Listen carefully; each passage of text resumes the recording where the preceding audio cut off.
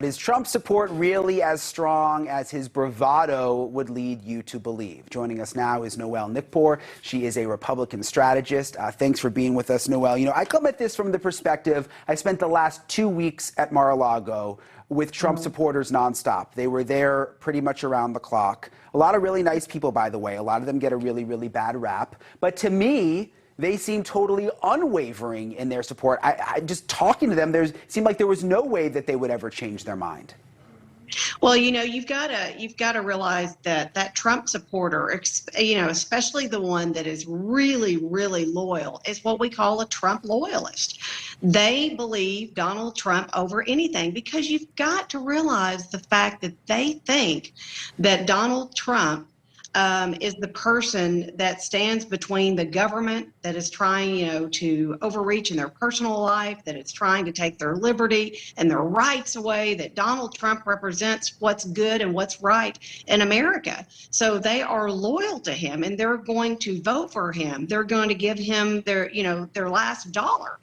But with that said, I will tell you, when you are putting your neck on the line, when you are fighting for somebody, and when you believe everything that they say, and when you think that they have been wronged, you're going to fight for them, except if you feel like you have been duped or you have been lied to.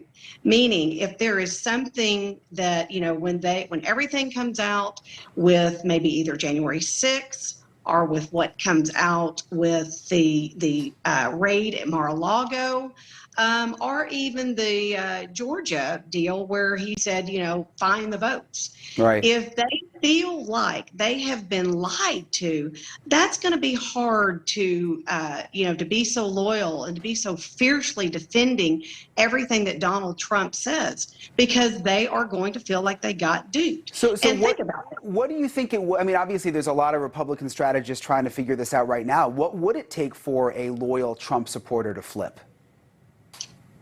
Well, what it would take is the fact that they feel like they have been duped. Meaning, he says, you know, they got me on the raid, and they're trying to plant something. It's unfair. This is wrong. You know, the Fourth Amendment. They're coming for you. You know, if in fact he did something wrong, they prove he did something wrong.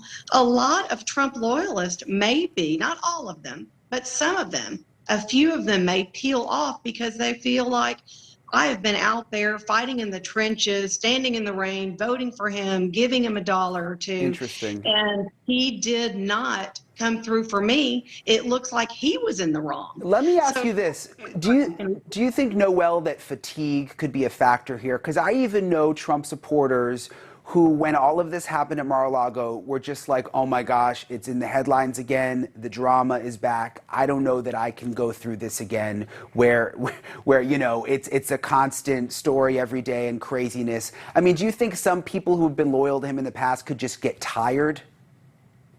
It's called Trump fatigue. And I know I raise money for super PACs, and I raise it with Republican donors, mainly the bundlers.